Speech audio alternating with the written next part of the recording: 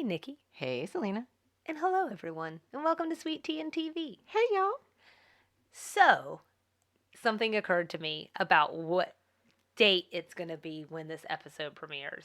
Okay. It's going to air on... it's gonna be on Halloween. Christmas. Yeah. Well, I don't know. Some of my Christmases have felt like that. Who's in town? But in honor of that being the case, which I got really excited about, which is probably telling on a few different levels, but that's okay. I thought that we could talk a little bit about it. Sure. So right out the gate, my first question is, what are them babies going to be this year? Landon is going to be a dinosaur. Okay. And Carolina is going to be a unicorn witch. Now, is this actually a costume or is this it's not a creation of her own? There is a unicorn witch.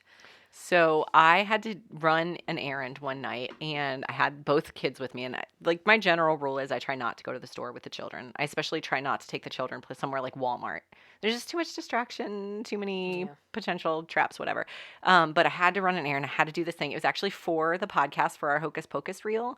So I had to take them with me, and we had to go to the Halloween section. So fun fact about my son is that he is a costume fiend. Yeah, he has like 4 or 5 Spider-Man costumes. He has several superhero costumes. He pretty much lives in a costume at our house. And it started during the pandemic and it just kept going. And he just loves a costume. So we went to the Halloween section and he found a dinosaur costume he really wanted, but it wasn't his size. And that's what he really wanted to wear for Halloween. So I said, I'll see if I can order you one online and then you'll have your Halloween costume. And I said, Carolina, what do you want to do? And she goes, I have a lot of costumes. Maybe I'll just wear one I have and you can save your money. What a sweet kid, right? How practical. What a sweet kid. Yeah. So then I had to take her to Walmart with me a couple weeks later. And she wanted to just look at the costumes. So we walked through. Oh, she was buttering you up in advance. She was. I think she was trying to make herself look better in front of her brother. But she says that stuff a lot. Like, I'm going to help you save money, Mommy. Well played. But I think time just got to her. And she was like, well, it doesn't, this is almost exactly how she said it. I mean, it doesn't hurt to look at the costumes. Just see what they have. It does not hurt to try one on. Just, it doesn't hurt to put one in a bag and take it home. Yeah. As long as you pay for it first. Well, sure. So she said she wanted to be a unicorn. But she was so torn because do I be a unicorn or do I be a witch? What do I do? What do I do? What do I do? I kid you not. We were looking through the costumes and there's one called Unicorn Witch. And let me tell you the joy I took in holding it up and saying, this one's a unicorn witch. Yeah. It had like a rainbow horn on the hat and the dress is black, but it has like rainbow colors on it. So that's what she's going to be. Oh, I love it. Well, I can't wait to see pictures. Yeah, she was really upset because we got home and she found out, not really upset, but just sort of like bummed. It didn't come with a broom. And in the picture, they show a girl holding a broom. Yeah. And you know, can't get attached to the accessories in those pictures. That's what I'm trying to teach her. So we're trying to figure out what to do about a broom. But she has this little Melissa and Doug. They do this cleaning set that has like this little toy broom with it, and it doesn't look at all like a witch's broom. It looks like just a regular household broom. But she's been carrying that around as her broom. It's very hocus pocus of her. I love it. Yeah, lean in. That's what I say. What are you wearing for Halloween? Oh, I'm not. You're just gonna be naked on Halloween. Well, giving out candy naked? Yeah, well, I got to go howl at the moon. No, I don't like to think about me giving out candy. You said you're not wearing anything. I mean, I'm not wearing a costume. Oh, okay. So I guess what I will be doing, probably my big plan this year is we're having, instead of a girls' night, we're having a ghouls' night. Mm-hmm. And so, I got pretty excited, and a friend of mine and I went and just probably bought a few too many decorations to decorate for this party. And so I'll be going down to my friend's house and helping set up and everything. And we're going to, make some Halloween-themed foods and really just spend time with each other. And we were going to dress up in costumes. We were. Mm-hmm. But it's just like our girlfriends. And I was like, what if we just did Halloween pajamas? And so everyone is getting Halloween-themed pajamas. Oh, that's cute. So I have a couple of things, but I found some pants that say Hocus Pocus on the side, and then I've got a sweatshirt that says Hocus Pocus. So I'll probably wear that. But I also have another one that has, like, you know how you see at Christmas time now the elves with the long beards and you can't see their eyes, like you just see their noses Mm-hmm. and down. They had like a Halloween version of that. Oh. So like Halloween elves, and they were just on the pocket of like the what I call fancy pajamas because they button up in the front. They got a collar, you know, fancy I pajamas. do know. So I have those. I could do a costume change of pajamas Yeah. at this party. So Okay. maybe. That sounds good. I was gonna ask you, do you and Kyle dress up with the kids? I actually don't know. Okay. No, not really. Because, we've mostly done, with the exception of like their first Halloween, like randomly last year, Landon ended up wearing the same costume he wore. So last year he would have been 4. He wore the same costume he wore when he was like 2. It was just the only thing he would wear. He wouldn't wear anything And it else. fit. It was like a pirate costume. So it had like the ragged edge at the bottom on the pants. So it kind of just looked like that was how it was meant to be, like ripped Oh, off okay, pants. okay. Um, but again, like the kids just have so many random costumes that we buy throughout the year that they usually just pick from what they already have, and there's no like family costume that goes into it. And I'm not a super big costume person anyway. I love it. I just like I need like a reason. I would see it as such a waste of money, and that's Yeah, really I hard for understand me. that. Yeah. So I don't know. We've not done it so far. Not to say we never would, but no, we usually just let them do their thing. I wear a Hocus Pocus t-shirt. Kyle has a Halloween t-shirt. And like in the vast opposite of you, if I could hold like a Halloween party, like I would throw one that was like Victorian, where everybody dressed up kind of. Oh, I'm getting my eras confused, but think like Marie Antoinette. So, well, I guess that was colonial. I was going to say, so like the party in Hocus Pocus. Yeah, but yeah, very similar. Like Yeah. I would love to do something like That would that, be really fun. and then like coordinate some kind of dance, like what are those stupid things Flash called? mob? Thank you. But like one that's like Don't invite me. done to Queen's that song that's like she's a killer. Don't invite me. Don't invite you. Okay. Or just invite me after the flash mob. I mean, here's the thing. I'm not gonna do any of that because it's like a lot of work. So it's more of something for my head. I just think it would be really like I sometimes think like I don't know how people dress like that all the time, Mm. but I'd like to experience it just one time to see what it felt like. So that's mine. But the last question I was gonna ask: do you have any favorite Halloween traditions?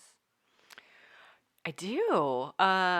We always turn on Hocus Pocus, and now we've got Hocus Pocus 2, which is very exciting. So Mm-hmm. we usually turn that on when the kids first get home from school or like early in the day and watch that while we get ready, and then we go trick or treat and come back.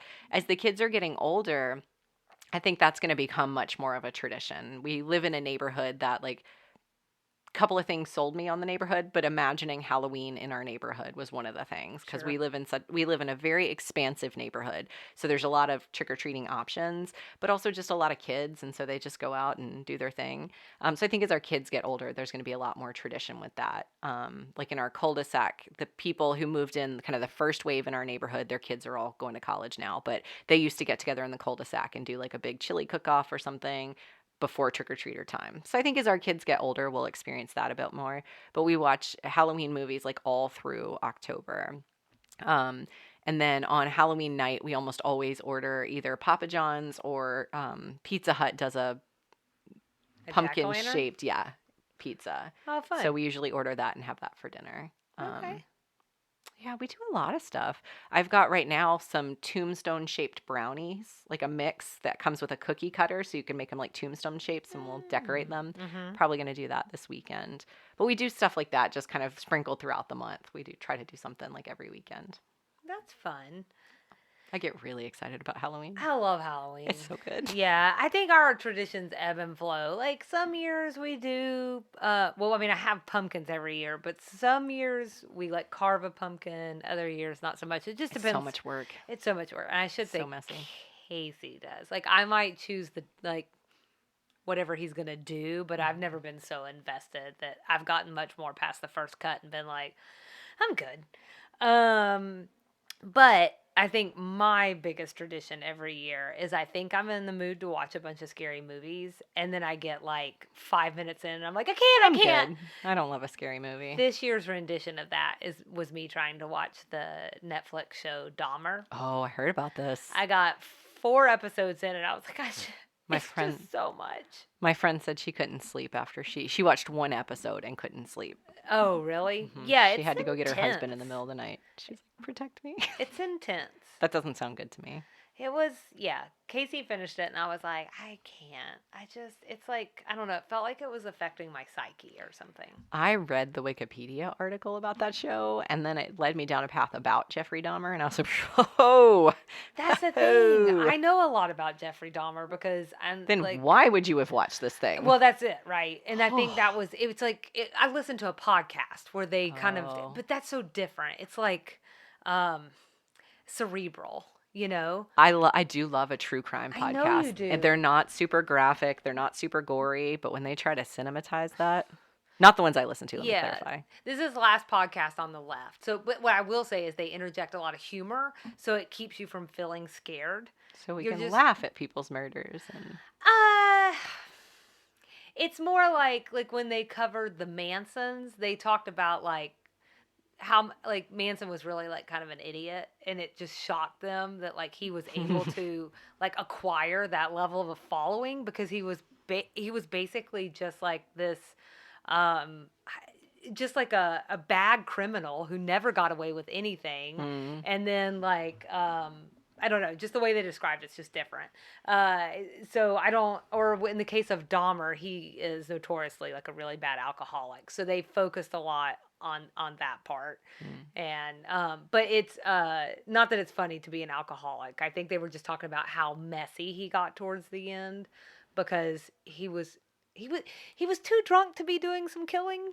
So I'm like, can you cut this? what's happening? I'm just saying, if you're trying to get away with a crime, you probably shouldn't be drunk.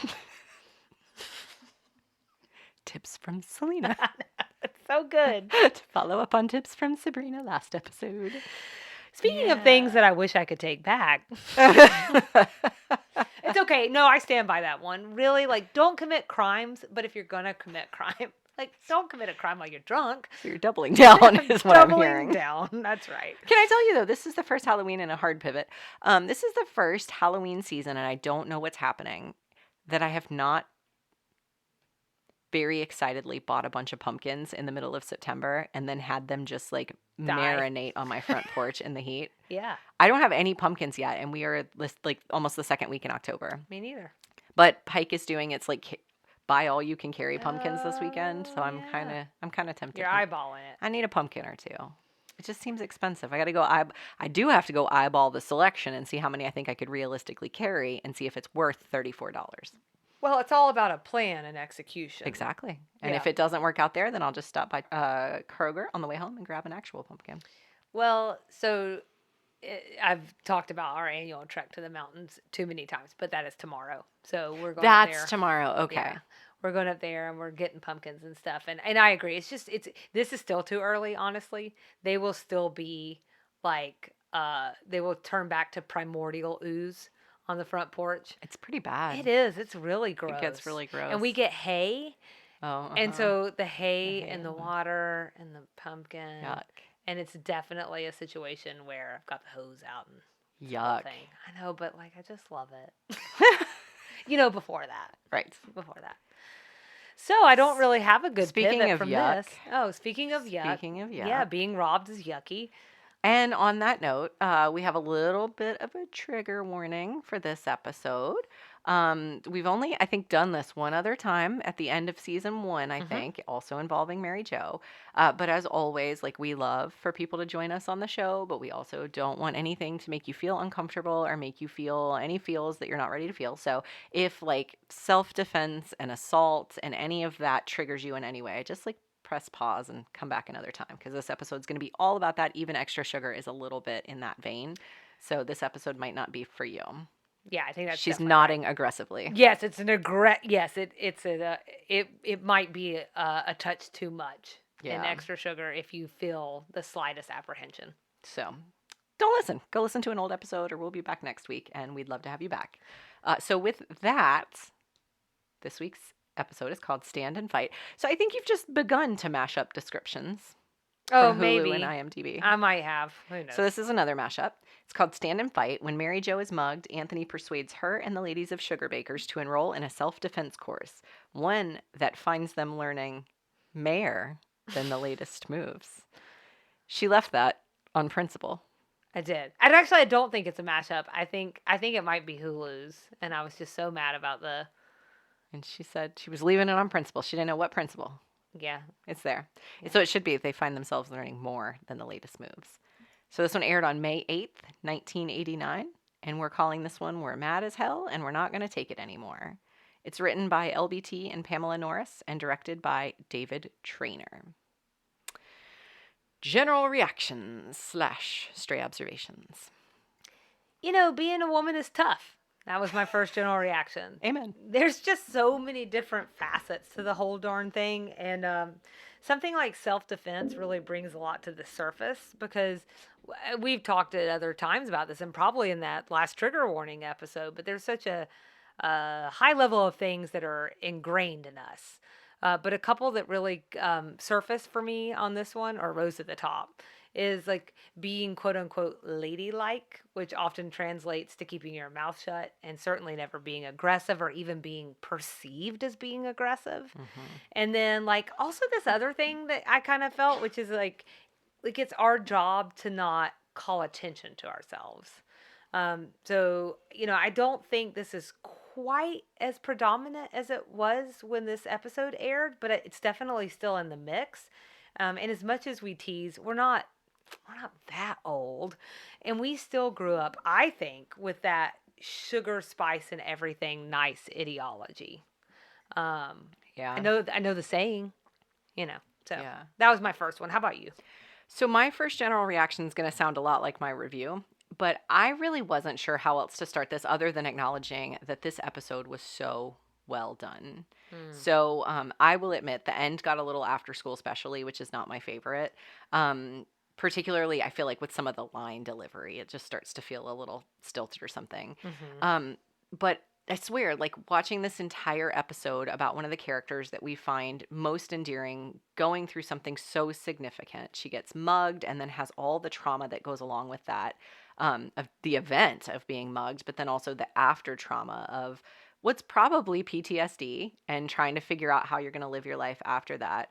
But we go on that ride with her, and it's like, you love this character so much. We acknowledge she's a character. She's not a real person, but we have a real affinity for Mary Jo. We've been with her this whole time. Sure. So to watch her go through this traumatic thing and go on that ride, but you also laugh a little bit along the way. There were some really funny things. Really funny. Yeah. And so at the end, when she defended herself and yelled 911, I got super teary-eyed. You did too? Yes. Okay, it wasn't just me. My chill bumps and teary-eyed. I wasn't so sure. empowering. I wasn't sure if I was like overreacting or what it was, but I felt like I got teary-eyed. Well, it's a visceral experience that you can imagine. Yeah. Again, being a woman is complicated, and I don't know. I don't know the luxury of going out into the world by myself after dark and not thinking about it. Not thinking, like, especially in a parking deck. Like, we don't have that luxury. No. So you got to live that through someone that you identify with, that you can see yourself in. And I just thought that was amazing. And then you get that amazing Designing Women twist at the end, that he's not just some dude in a parking deck. He's this client. And I just thought that was such a nice little way to bring the episode together. Coming towards her with leather gloves. Right. That only murderers wear. Like literally no and one motorcycle riders. Yeah. And people who drive classic cars and want to protect the steering wheel. That's true. And murderers.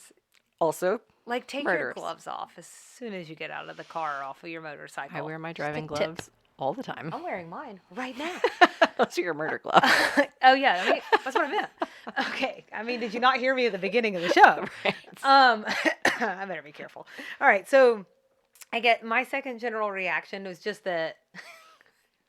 My second general reaction is I did a deep dive, but I got curious. Like, I get the motivation being like we want to encourage people to protect themselves. That's great. That's probably enough. But I also was like, what else was going on? Was there something going on at the time? Samesies. Oh, you too? Let's see if it's the exact same thing we wrote down.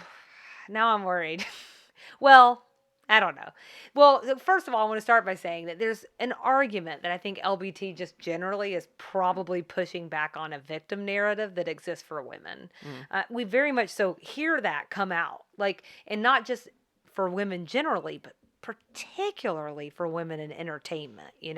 We get a big runner about like what we do to women in movies, Mm. right? Especially in the horror In the horror genre. movies. That's horror. I definitely feel what I presume to be those opinions coming out there and really kind of just threaded throughout the episode. But also, I wondered if it had to do with some research being reported around this time. So, We might not have the same thing here. oh, We might really? have different theories. Oh, okay. Sorry, carry on. No, that's good. I This is thought exciting. your eyes were so big. I thought we had landed on the same thing. I'm excited. I'm stretching it a little bit, so we'll see. But according to the crime report, there was a huge survey put out in the mid 80s called the Sexual Experience Survey. It still exists, just with an altered methodology. But it was administered to thousands of college students, and this leads to the original 1 in 4 stat. Now, that is 1 in 4 women experienced, attempted, or completed rape since the age of 14. Okay, so from that research, they learned that only 3% of women reported the incident to police. So if this was being reported in the news cycle a lot, I can only imagine that our current event maven, LBT, picked up on it and wanted to do something about it, where women felt a little bit more empowered to stand up for themselves. So that's my guess. What's yours? So mine is related to a real life incident that happened in April 1989, so just before this aired. And again, we established in the last episode it's possible these things happen that quickly. Quick turnaround. Mm-hmm. So I'm proposing this episode was related to an incident in Central Park in April 1989. It's referred to as the Central Park jogger case. So of course, it's hard to know for sure what was in LBT's mind. But as Julia points out, assault on women is common. And we know LBT was an avid New York Times reader. And this incident, which was the high profile assault and rape of a woman jogging through the park, would have undoubtedly been covered in the New York Times and like all media. So I feel like that may have been on her mind a little bit. That particular assault followed a string of violence in Central Park that night. The rest were mostly men, though. At any rate, Wikipedia noted that this was a case of national interest and, quote, initially it fueled public discourse about New York City's perceived lawlessness, criminal behavior by youths, and violence toward women.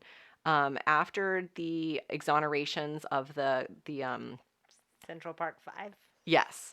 The case became a prominent example of racial profiling, discrimination, and inequality in the legal system and the media. Yeah. So I was wondering if that was on her mind, because I thought this was just such a specific storyline. Again, it could have been something just marinating over time. All of these things add up.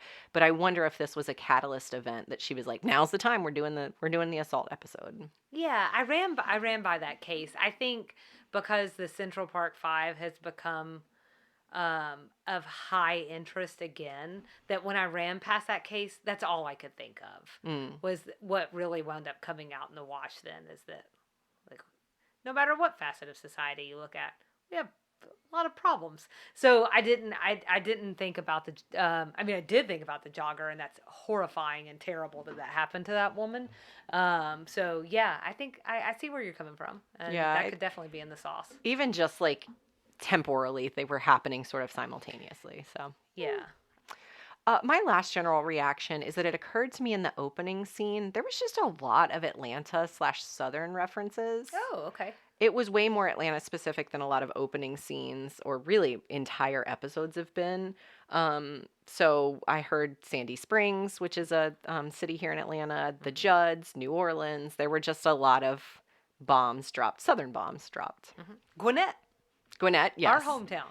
I think I mentioned that later. But yeah, that was mentioned as well. And those are just, if you live in Atlanta, these are run-of-the-mill things. But if you don't live in Atlanta, those are pretty specific things to call out. Yeah.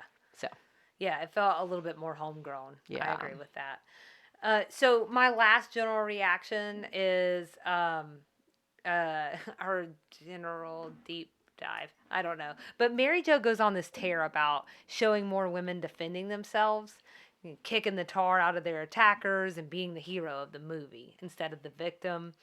I don't think the stats are nearly as stark as they probably were in the late 80s, but they're still eyebrow raising. Here's a couple of things to marinate on. San Diego State's Center for the Study of Women in Television and Film released data earlier this year showing that men outnumbered women on screen by a factor of 2 to 1 in 2021. Shows like Law and Order have been found to overrepresent women as victims. According to a 2017 Washington Post article, just over 20% of murder victims are women, but on Law and Order, it is upward of 40%, and on Law and Order SVU, 60%. Just 20% of murder victims are women? That's what it said. Just over. Huh. That blows my mind a little bit. Maybe for the other reasons you said. Yeah, maybe, because I do think we get a skewed story, right? I don't think it's just on Law and Order, but I wanted to try and ground this in some reality, and that was the quickest thing I could find. Even with Hollywood overrun by Marvel and DC, male heroes appear more frequently than female heroes, or like, okay, let's do a little exercise. Just picture the costume of Black Widow or Wonder Woman, the stilettos, the tight leather, the micro mini skirts. They're definitely telling us something. And I'm not saying I loved Wonder Woman, don't get me wrong. I'm just saying the outfit is it's very specific. It's very sexualized. So it's something to think about. We're not in entertainment as much as men. When we are, our victimhood is overrepresented. And even when we get to be heroes, we better be sexy. So, like, not the best math. I feel like a skin tight superhero uniform is just sort of the way to go, though. Like, Superman's a skin tight, Batman's a skin tight. Like, Right. it gives you the extra mobility. From a practical perspective. Okay, stilettos, go. Those are for stabbing people in the face. That's just practical. That's just science. You know what I like? I like your ability to dig yourself into an argument. That's what I like. You commit. And I think that's really important. Now, I do want to address something. I think that what you're saying is very fair. It's not like Superman has like love handles and, we're seeing like a very nice body there. And I don't care if you're looking at a movie in 1980. Yeah, we are. Or if you're looking at a movie in 2022. Okay. That's the case. But the difference is that we also get to see a lot more representations of men. We don't always get to see as many representations of women. And then we also get to see their boobs hanging out and their butt hanging out the back of their skirt. By the way, I'm totally joking. Although I do think there's a practical argument behind that. I get what you're saying. And I think actually it's Harley Quinn, the actor who plays her, said that between that they wanted her in skin tight, very sexy clothes. And she was like, this sucks. Oh, that's right. She fought to do more like alternative look. Yeah. So which I would still call very sexy, just like crazy sexy. But Margot Robbie is who you're talking about. And it just sort of points. You just said this about male celebrities, and again, I'm not trying to dig myself into an argument at all, but celebrities are just supposed to be beautiful. That's right. Like they're just supposed to be there by the nature of the industry, which is movie stars, part of the problem of the industry. Yeah. But yeah, I kind of like that you want to put them at the peak of their physical perfection. But like, Zac Efron, who's like my heartthrob, he said that the shape he had to get into for Baywatch was miserable, unattainable, and not realistic at all. Right, because those guys to do that stuff with their stomach where you can actually see, they have to dehydrate, right? Right. That's the only way you can achieve that look. Exactly. So he was like between starving and dehydrating. So perfect. All around, guys, the goal should be to have a healthy, strong body. That's right. And not the most beautiful body. Right. But if you're going to have a beautiful body, be Zac Efron. Be on Baywatch. Yeah. It's our time to practice our female gaze. It's such a messed up industry. It really is. It is. All the way around. Yep.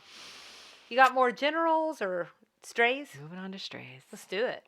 It's kind of the wardrobe theme. Okay. Can we talk about Suzanne's take on open toes as casual? Oh, sure. She said something It early in the sounds so episode. Suzanne, though, doesn't it? Yeah, Yeah. she said, I wish I had written the line down, something about open-toed shoes as being casual shoes. Yeah, because she said, I guess Julia said something along the lines of, Suzanne, we're at a self defense class.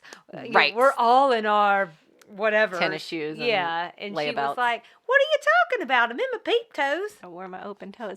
It's so interesting to me, and I wonder if it's a tie back to that particular era of fashion when you would wear pantyhose, and then of course you couldn't wear pantyhose with open-toed shoes. Mm-hmm. So maybe there was like a sense of open toes were a little bit less dressy. Mm-hmm. But a lot of women wear slingbacks with like fancy ball gowns and stuff. Mm-hmm. You know? Mm-hmm. So I don't know. I thought that was weird.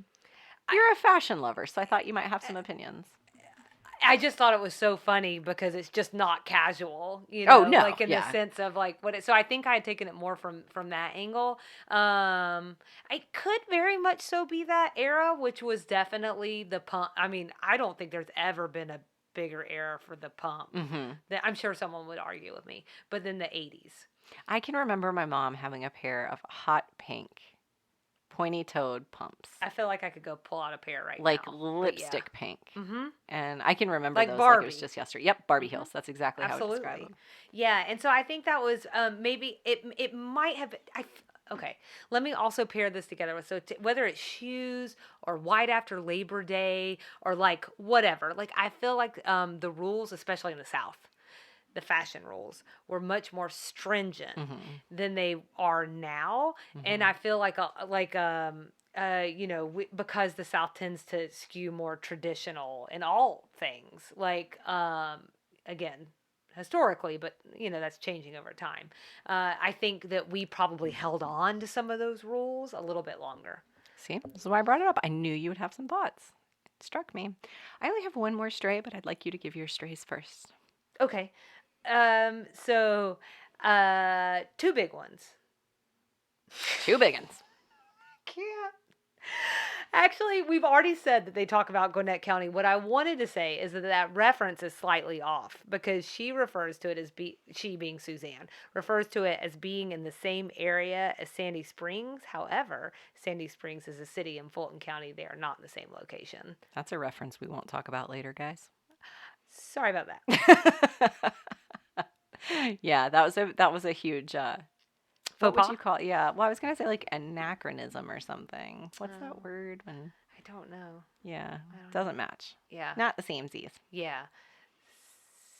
Sorry. Categories are hard in this show. They're hard. Yeah. So a couple of unfair comments in this one. Julia wisecracks that Suzanne doesn't know how to say no. Hardy har har har. Which is also I think the play that we went to see is like still like kind of circulating for me. And when we went to go see the Designing Women play, there was a lot of that the other way around with Suzanne doing a lot of slut shaming on Julia. And so it's just funny to see that twist back in the regular series. And then Mary Jo makes a comment about, I guess that's what you get for having big breasts and running around on 3-inch stilts, insinuating it's somehow they're like a woman's fault for tripping in a horror movie where they then proceed to kill her.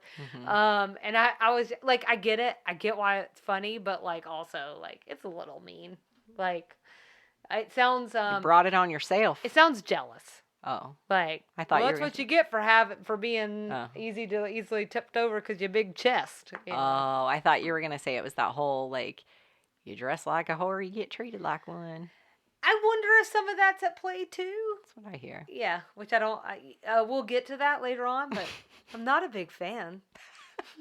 Which is good because, like, if I was listening to this podcast and someone was a big fan of that, it'd probably be the point I'd turn it off.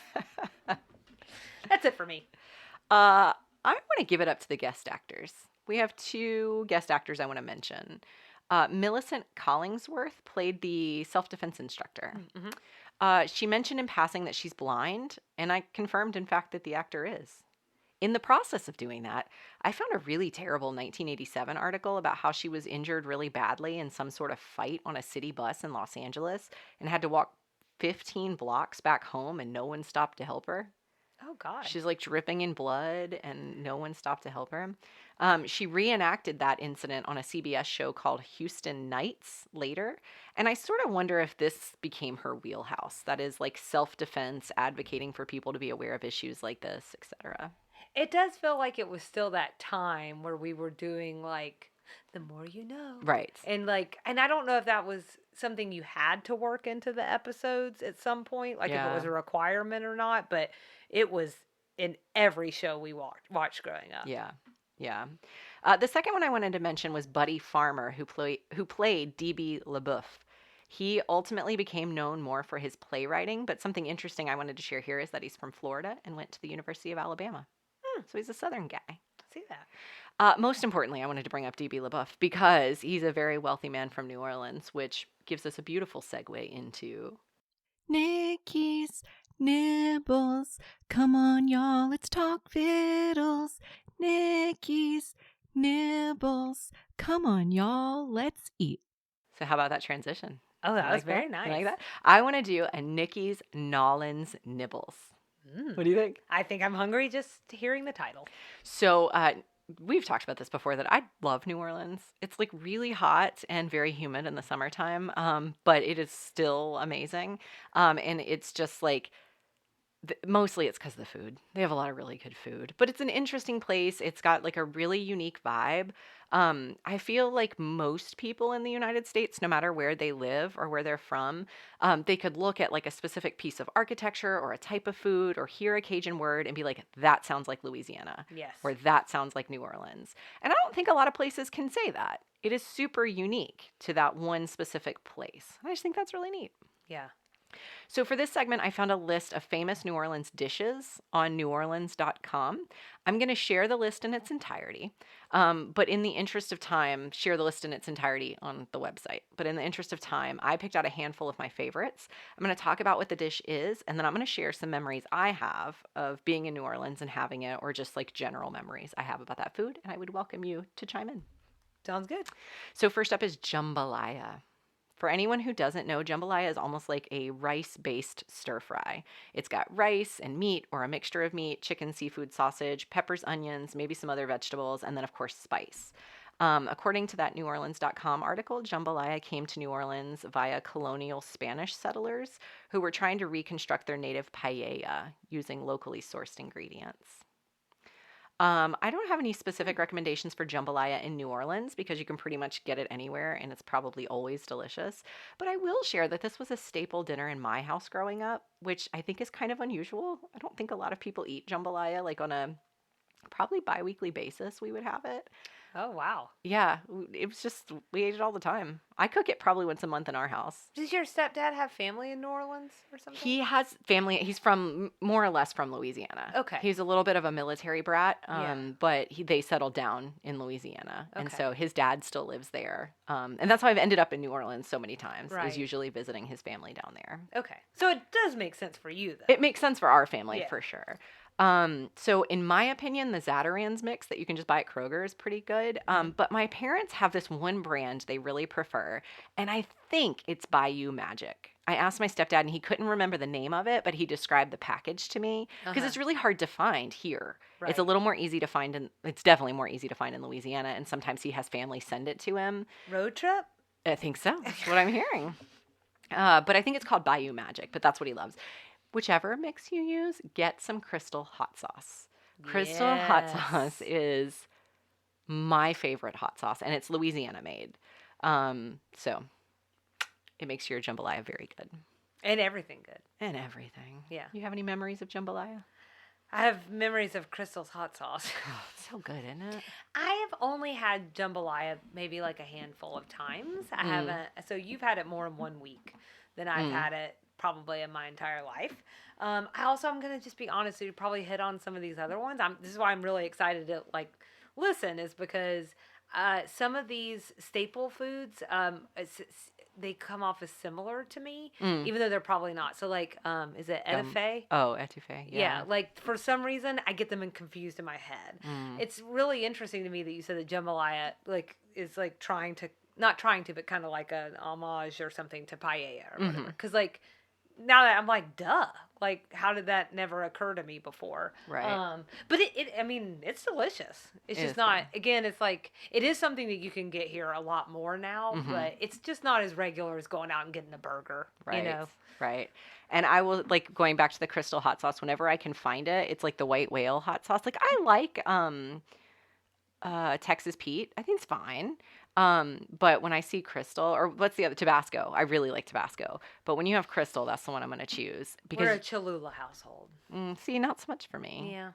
But anywhere I can find Crystal, and we were in San Francisco, going up to Sonoma, and went to a restaurant and found they had Crystal hot sauce. I was like, of all places in the world, because you can't even find it in every restaurant here in Georgia. Anyway, very good. Got to bring your own in your purse.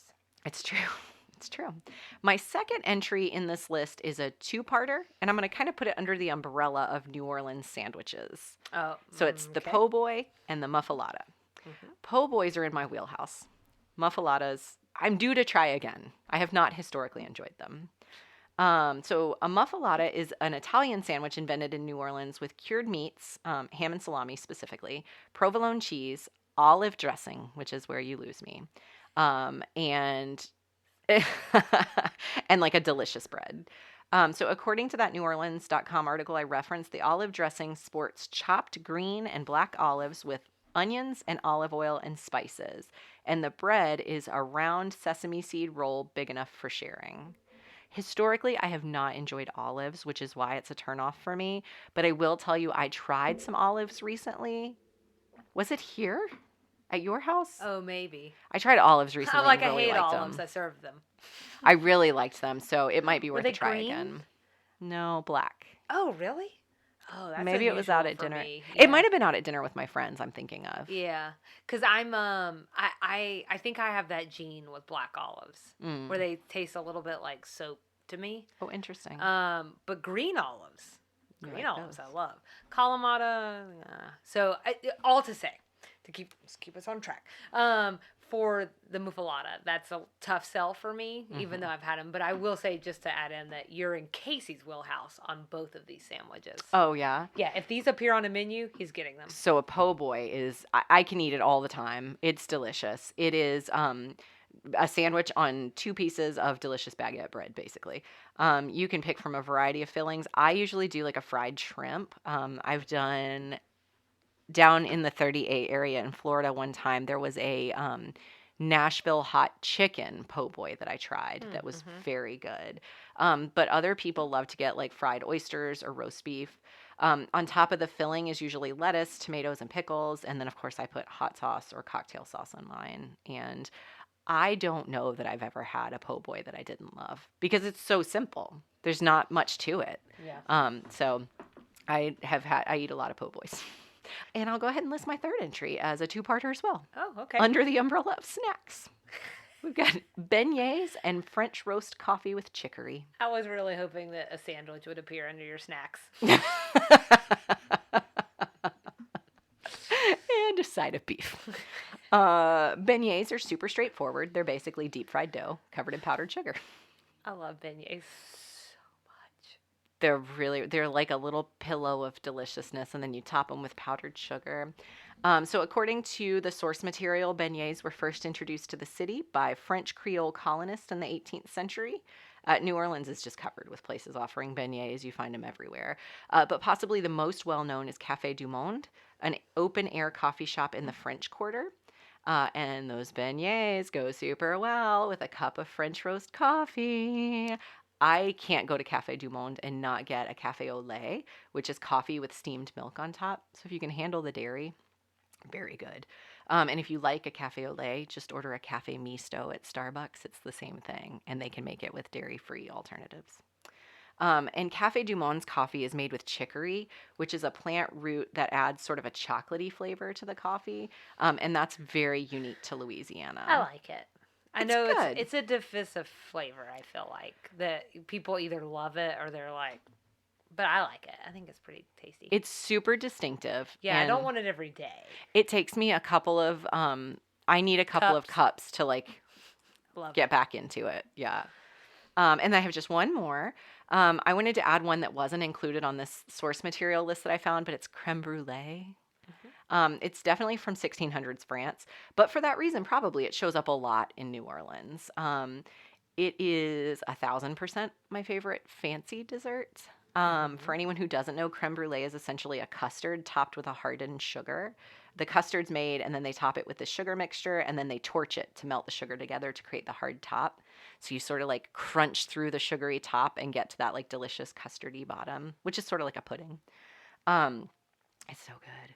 And one year for my birthday, we ended up at Commander's Palace in New Orleans, which is a beautiful restaurant and such a treat. If you go to New Orleans, you should make the space to go there. It's like a staple restaurant there, isn't it? It is. It's in the beautiful Garden District, which is I think just north of the French Quarter, which is like where uh, Bourbon Street. Bourbon Street is. And so like you have to sort of pass the party zone to get to it, and it's in a much quieter place. But it was established in the late 1800s by a man with the last name of Commander, so that's where the name comes from. Today it's owned by the Brennan family of restaurants. So this might resonate with you. Old school Atlantans might recognize that name because we used to have a Brennan's in Atlanta this is before your time, but in the 70s. Was it like a cafeteria style? I don't know. It was in the 70s, and it was only open for a few years, I think. The other thing I was going to say about the Brennan's family of restaurants is that they own a lot of other restaurants in New Orleans and other cities, and they also own Dickie Brennan's Steakhouse, which is on Bourbon Street, and if memory serves, also has a delicious creme brulee. But that creme brulee I had at Commander's Palace is, like, that entire meal is probably a top 3 meal of all time for me, but that creme brulee was fantastic. So if you ever go to New Orleans, please make the time and space to go to Commander's Palace. I'm telling you, after we did the bachelorette party, I was in. Yeah. So thank you. It's like round out my list. It's great. Yeah, I really, really want to go. It's really great.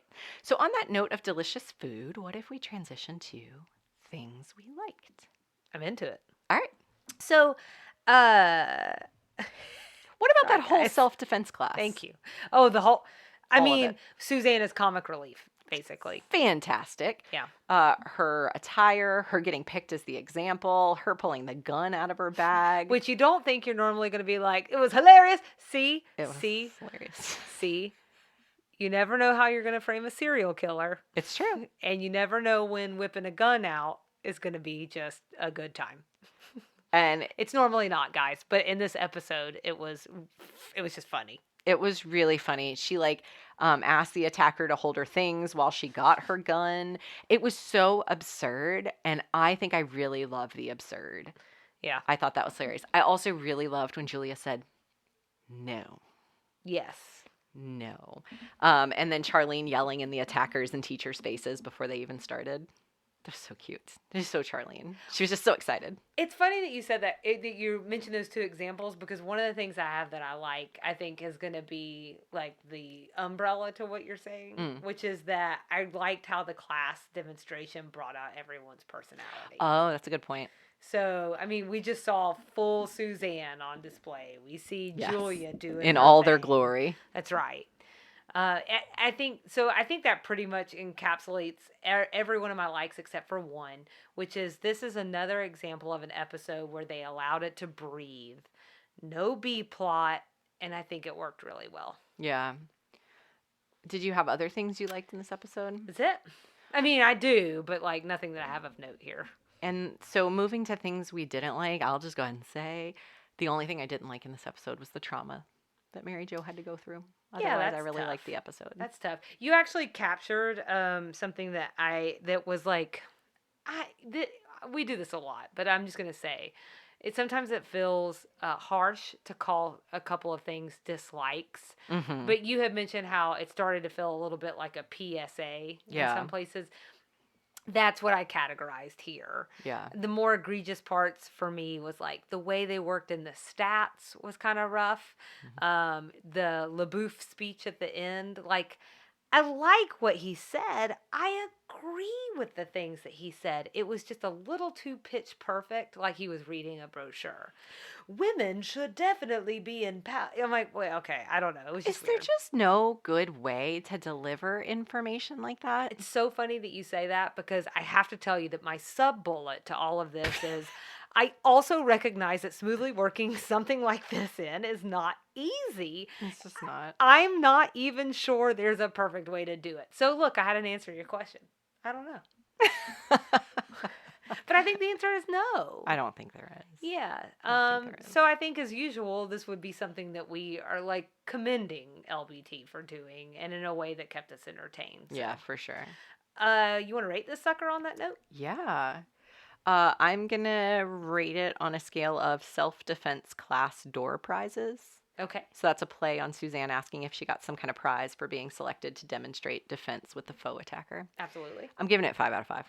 Mm-hmm. I feel like this is one I would rewatch again. I super appreciated the twist at the end. I think it was probably a little predictable. I'm not always the best at predicting endings. I don't know if it's that I'm like really naive or just like I don't like to think about things too hard. And I don't put a lot of mental energy into predicting, but I thought it was really clever. Yeah. And I liked it. And then the whole self-defense class, which was like a third of the episode, was really funny. Yeah. So. Yeah, I gave it 4.5 out of 5 handguns in a pinch. I think it was purposeful, and I think it struck that good balance between being something serious while not forgetting that we're here to laugh. And again, I just took off a half a point for those places where it felt a little stilted. I had that same word. It's interesting that we both thought of it in those exact terms when they're trying to give the information. Just a half point, so Yeah. 4.5. It's not so shabby. Not so shabby. Who won the episode or who buttered our biscuits? I have 2 winners. Anthony, Okay. because he was the voice of encouragement for the women throughout the episode, and he gave them the information for the self-defense class. Plus, he's funny. And not a mansplaining way. Oh yeah, definitely. Yeah, it was definitely like a hey, there's this thing going on. You guys should go. Yeah, it was really nice. Yeah. My second potential winner is this line. I just knew when it came right down to it, I was worth fighting for and I wasn't embarrassed. That was so moving to me and like so amazing to hear Mary Jo embrace that and appreciate that. And I liked it. Yeah, mine was Suzanne. Whoa. She was just top notch in this episode. Between the writing and the way Delta Blurt. Delta Blurk. Come on, Delta Blurk. The way she plays it.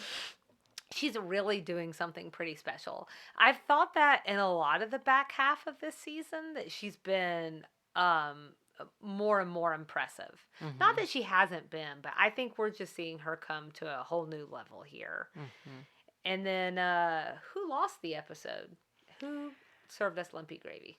So let me be clear. The obvious quote unquote winner here is the mugger. But I don't want to be obvious. Obvious is lame. So I'm going to say it might be Mary Jo's mama. Because of something you brought up earlier. She never talked with her about defending herself. And in fact, she said her mom told her a couple of times not to fight. It wasn't ladylike, which, you know, fine. But couldn't she have told her once or twice that it's worth it if your life is at stake? Yeah. So I'm taking that as a mama lesson that it's okay to defend yourself. And that's not quite the same as picking a fight and getting dusty on the playground. Though if you want to do that too, that's fine. Yeah. I definitely used to tear it up on the playground. I feel like I sent you for a spin with my answer. No. I was definitely not expecting it. But mine is the guy in the self-defense class getting kicked in the groin all day. I think he's losing. And winning. He's helping women, but he's also getting kicked in the groin all day. So. He was pretty well buffered though, I think. That's true. Well, they're sensitive. That's true. So we've heard. So we have. 80s things? Picking up concerts at a ticket stand, which is the whole genesis of Mary Jo's mugging, was that she was going to get the Judd's tickets. In person, yeah. Yeah. Mary Jo's checkbook being in her purse and being something someone wanted to steal. Right. Today they'd just be like, what the hell's this? Right. And then a ready teller, which is where Suzanne wanted Charlene to mug her when they were doing like their whatever. That sounds like it was just an early ATM maybe. So I think it's not the fact that it's an ATM that makes it 80s. It's that it's called the ready teller and that it's like this brand. Sure. So that those were mine. Southern things. We've already talked about a number, and I'm sorry I screwed one up for you there, but oh, what that's else you fine. Northwest Central Atlanta Design Magazine. That's where. You went down that rabbit hole Do too? yeah, I didn't find anything. Did you? No. Okay, perfect. So, New Orleans. LBT got us again. I mentioned early on we had Sandy Springs where the ticket pickup was and the Judds. Um, Sandy Springs is a city in Atlanta, and the Judds were an American country music duo. And then the Gwinnett County reference, which you stole from me. I'm so sorry. I also want to add in on the Judds that Naomi passed away this year, back in April. So that was Thanks for that, Selena. that. Well, it's just current events. I mean, not that current. I guess it was April, but it is still being reported in the news. And Oh yeah, it's gotten messy. yeah, as those things do. So, and then what I mean by those things, I mean your life playing out in the media, just always tends to get messy. Okay, so Suzanne says, I don't think there's any reason for me to be wallowing around the sidewalks. And I don't know, something about wallowing just sounds real Southern to me. And then beating the tar out of someone. We've gotten that Southern reference before, but that is just, that's just a Southern saying right there. How about references that we need to talk about? I don't have anything. I have a couple. So the panty girdle, first of all, is just I feel so like I funny looked to that up. me. Yeah. Yeah, it was so funny to me. Yeah, I spent a strange amount of time And going now through your this Google rabbit search hole. history is even more interesting. It's just really weird. But first of all, these are the two worst words together. I think that it rivals the M word. Moist. Panty girdle. It just the whole thing is bad. People who hate the word panty really hate the word panty. It's not. It doesn't. I don't love it. Anyways. Girdle. Girdle. It's so for people who don't know, it's basically compression underwear, or what might be referred to as a foundation garment. It's meant to make the waist and stomach look smaller. Spanx is the updated version, but arguably better, but like also not lightning years apart as much as they might want. We're suppressing people. That's what I'm trying to say. Just one of them looks a little better than the last one. So, is it true that kicks to the groin used to be censored for TV? That was something that came up. I looked around, but I couldn't find anything to validate this claim. So I'm just saying, if anybody happens to know, I don't know why it's so hard to find. LBT, is this real? Help. She's listening. Why is it so hard to find TV censorship information? Because they don't want you to know. I get it's censored. Yeah.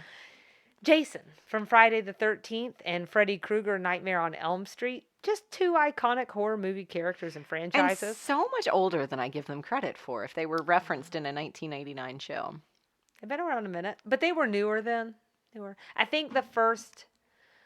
It wouldn't have been the Jason movie, but the very first movie, which actually was his mother being the killer, I think was released in the very late in the very late 70s. But I'm not sure they're as well known with kids today as they were with us. So it felt worth mentioning since this is airing on Halloween. Charles Bronson. And just that he gets a mention in the beginning from Mary Jo. He's a movie star, but he's also this like archetype tough guy in movies. And I think her whole point being like, you don't always have to have these hard-boiled men be the heroes. Women can be the heroes too. That's how it relates to the show. See? It's all related. Cut lines? Nikki just sits here and watches me unravel over the course of our recording days. Y'all don't see all the hand gestures that come. I like to work them up. They hear it, Selena. She gets to see my arms all jiggle Stop around. it. Okay. Stop it. Cut lines. I have a couple. We lost a throwback to season 1's finale, hence Winchester, the man who attacked Mary Jo. Oh. Right after Mary Jo said she's never been able to fight, this was cut. Why, Mary Jo, remember when Hence Winchester attacked you? You broke a lamp over his head. Well, I knew Hence Winchester, and I didn't think he was going to kill me, but I can't fight a stranger. I mean, my mother taught me that fighting was not ladylike, and that really stuck in my head. There was a really big cut after Julia and Suzanne had their spat about dress code at the beginning of the self-defense session. We learned Charlene learned a little self-defense as a campfire girl. However, they used it to play tricks on one another. And then it sounds like maybe Mary Jo learned some in PE, which included flipping a person over their shoulder, which is what she references when she asks her question to the instructor. but whoever it was that she was practicing with never actually learned to flip their partner because their partner just took pity on them because they were going to fail PE. So if it was Mary Jo, her partner was like, "I'm sorry, you don't have to flip me. You're going to fail if you try." So that's why Mary Jo's so self-conscious about flipping. She knows she can't do it. Mm-hmm. Um, there was also, as part of this, probably what I'm imagining is a straight from LBT's brain line at the end, where Mary Jo says the self defense the school taught her wasn't really all that practical. She said, "I mean, the same school was telling me that I could survive a direct hit from an atomic bomb if I just crawled under my desk." And that feels like something that someone who was raised in that time period, like it would come straight out of their head. Sure. So that's that. Next episode. Episode 21, The Last Humorously Dressed Bellboy in America. That is really hard for me to say. We'd love everyone to follow along with us and engage. Instagram and Facebook at Sweet Tea and TV. Email sweetteatvpod@gmail.com. And our website is www.sweetteatv.com. As always, there are several ways to support the show. You can rate and review us wherever you listen. You can tell your friends and family about us, or you can visit the Support Us section of our website.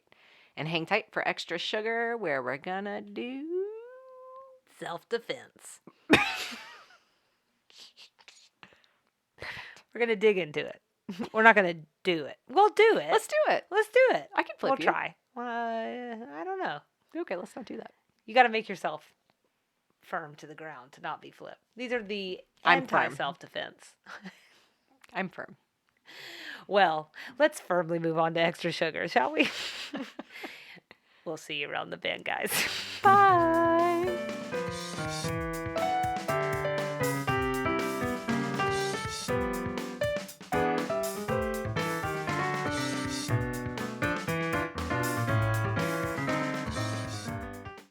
Welcome to this week's edition of Extra Sugar.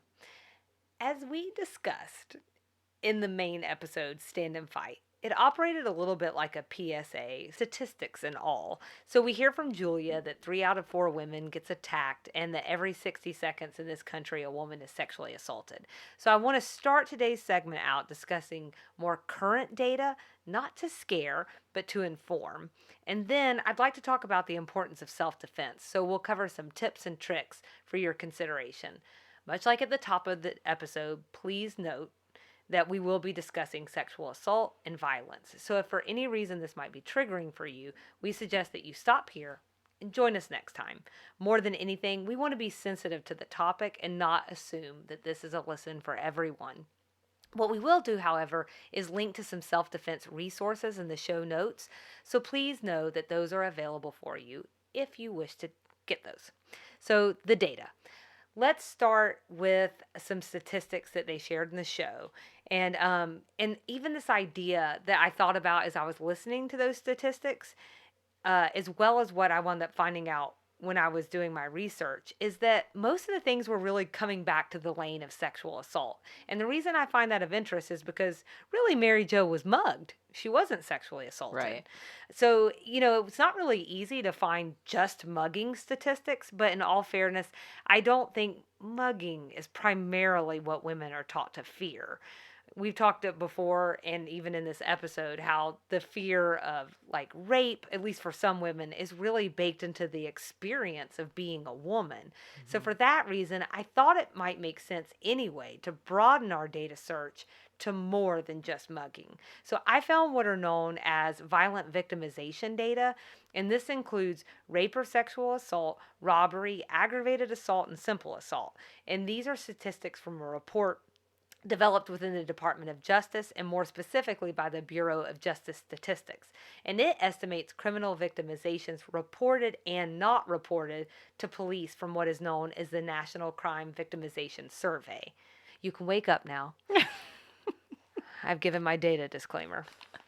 In the vein of not fear-mongering, I think it's really important to understand or to know that the number of victimizations in the country has dropped dramatically since the early 90s, which is close to where we are in the life of the show. We're in 1989.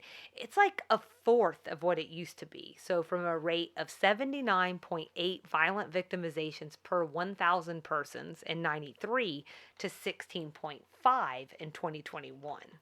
Yay, progress. Woo! Yeah. So in 2021, there were about 4.4 million violent incidents in the US and 2.7 million people who experienced one or more violent crimes in 2021.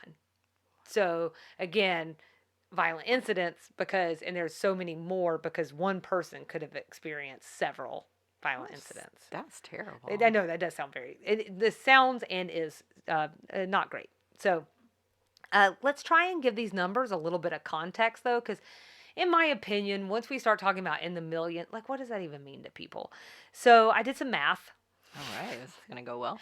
There could be no problems.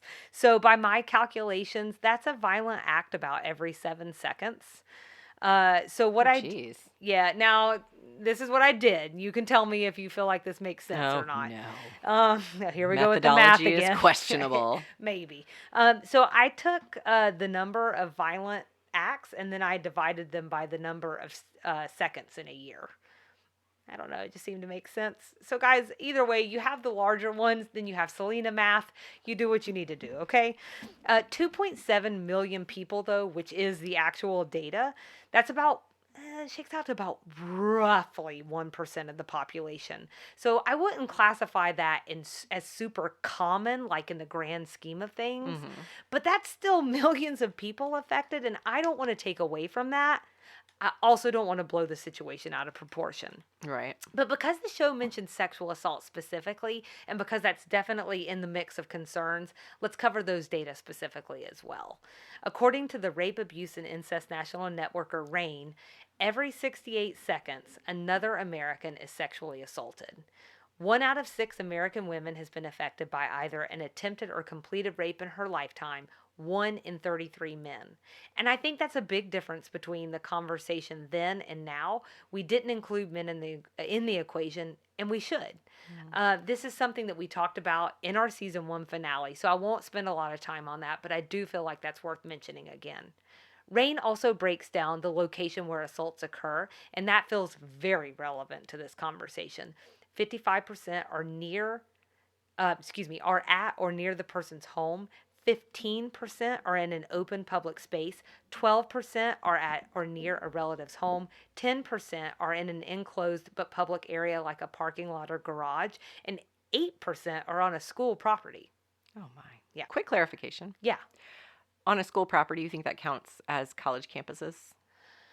I'm guessing it's college or younger. I'm imagining most of it's happening in the colleges, though. Probably, because I feel like there's way less supervision, right? Yeah. I mean, you need a hall pass to go to the bathroom. Right. But also, like, I'm sure stuff happens. Oh, for sure. Yeah. Yeah.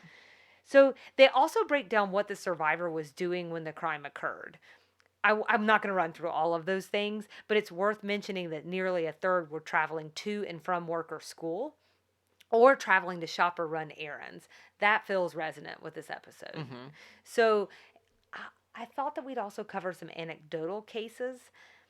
I think these are fairly violent acts, okay? I want to share that these are infrequent on the whole, but they do happen. Atlanta has been rocked over a few incidents that have occurred in like the last year or so. One was a 40-year-old woman who, along with her dog, was brutally attacked and killed in Piedmont Park. She went to walk the dog after dinner and then she never came home. The case is still under active investigation and no one has been caught. Another woman leaving a bartending shift was forced into a car where a person tried to rape her and then shot and killed her. She was 27. In this case, the person suspected of the murder was indicted.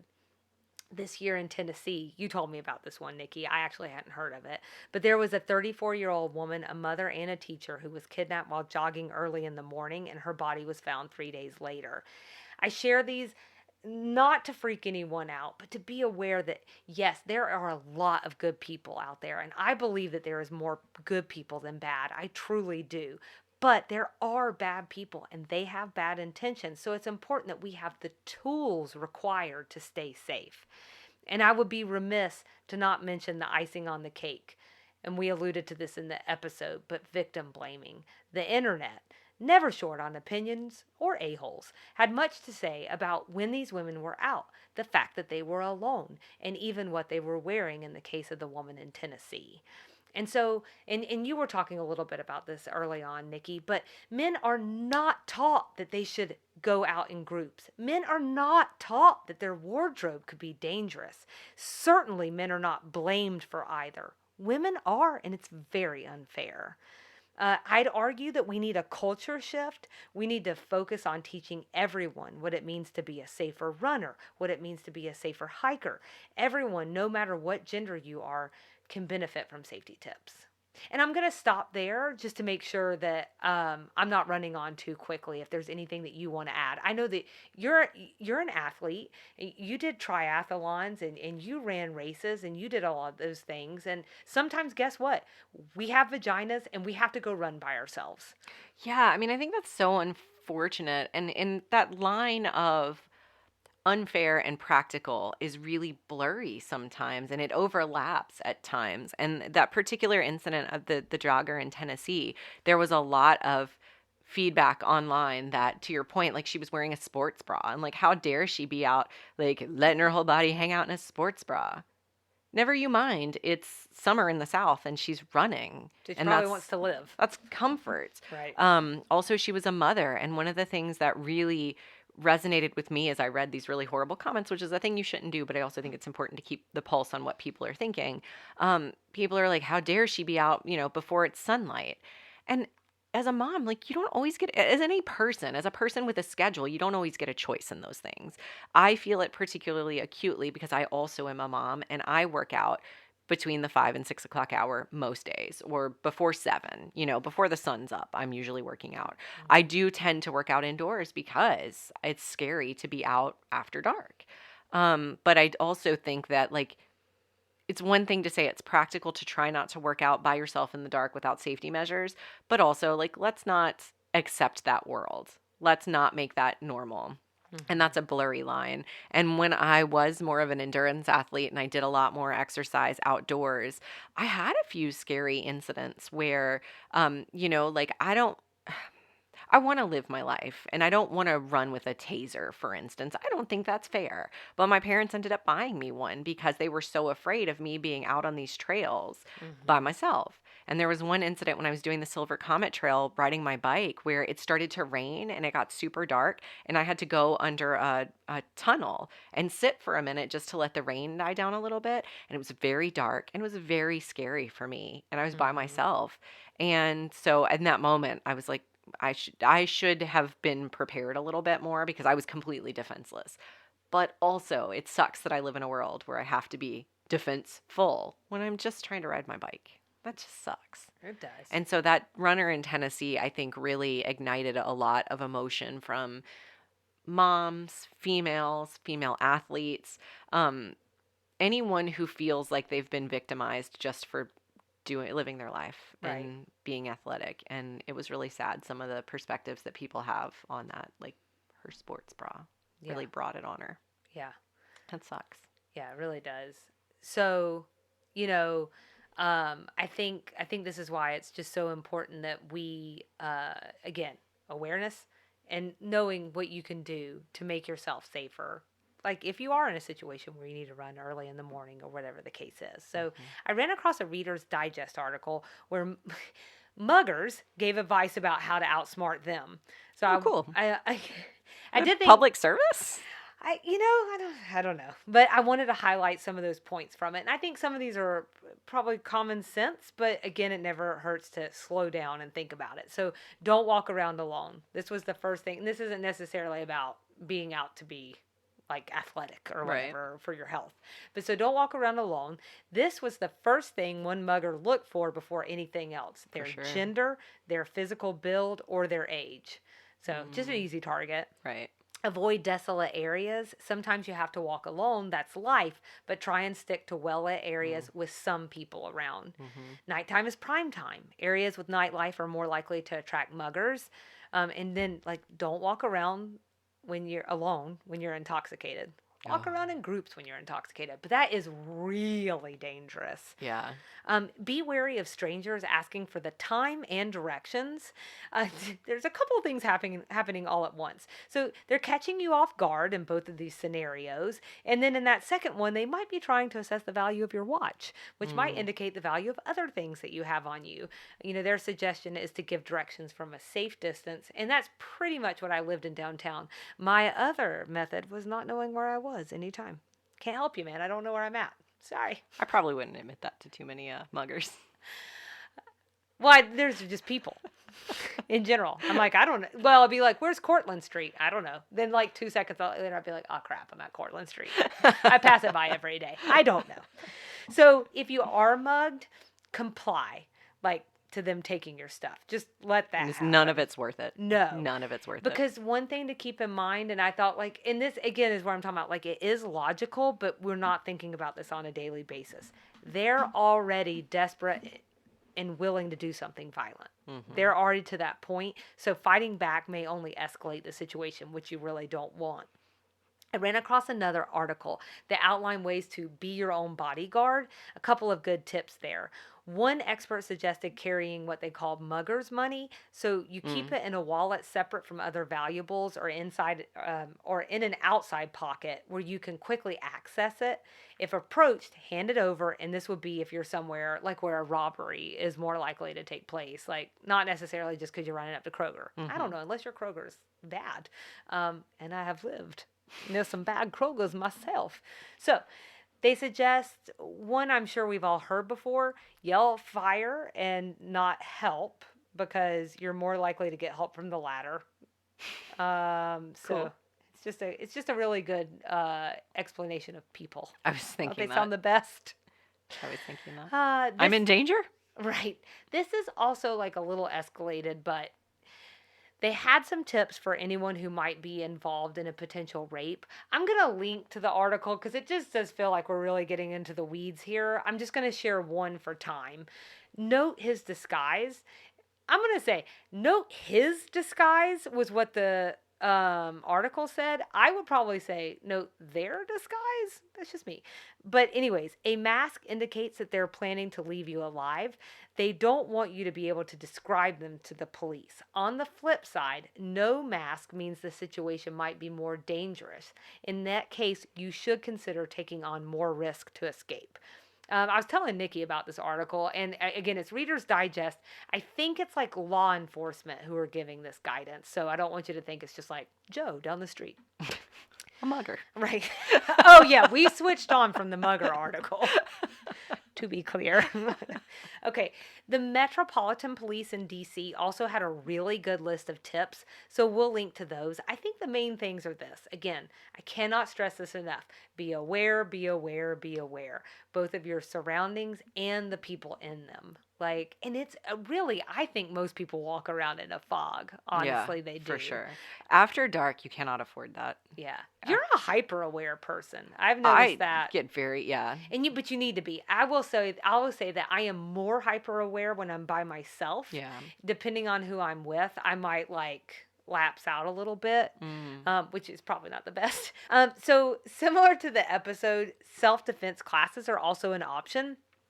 I just Googled and like a lot of stuff came up, but it feels worth saying in this situation that if you're going to go that route and just randomly search things, like obviously vet whoever you're meeting with and where you're going. Don't find a self-defense on Craigslist where the person says, I want to meet you. In a motel. Right. Yeah. Like, exercise. A dark caution. corner of a parking lot. Right. So, Very Well Fit named the 7 best online self-defense classes of 2022. So, we'll link to those as well. And there are Online some free self-defense ones. classes. Okay. So, for those in the Atlanta area, my friend actually arranged a self-defense class for bartenders that she worked with. She had actually met the 27-year-old woman who died. I'm sorry. So, we can share his contact information as well, but his name is Robert Lowry. He and his wife run the course together. She said it was really good and very informative. The tip that made me the most sad was that you're really not supposed to wear my favorite and go-to type of bag, which is the crossbody bag. Crossover. Here's what's Really? funny, right? Because you think of that as giving you control to Right. make sure they can't grab your You money. want it to be quick release. Yeah, they just use you and like run you around with the That makes bag. sense. I know. So, Logically, that makes sense. right. So, those are the kinds of tips, though, that you can expect to get from Robert and his wife. So, we'll share that information as well. I really hope that y'all found this segment helpful. And Just empowering. that too. That's the thing. We all have to be able to feel like you're worth it. You matter. Take care of yourself. Be aware. Be prepared. And that's this week's Extra Sugar.